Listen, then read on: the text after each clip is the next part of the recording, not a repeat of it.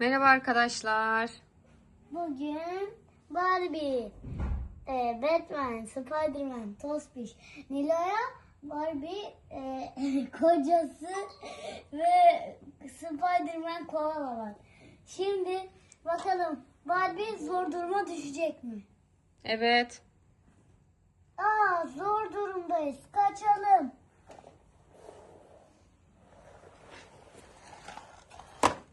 Kaza yaptın. Aa, Tekerin uçtu. uçmadı. Evet. Tamire götürür müsün lütfen aracını? Götürmeyeceğim. Evet, tamire geldik şimdi.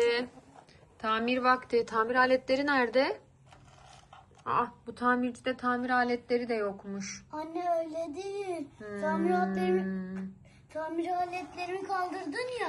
Peki, affedersiniz.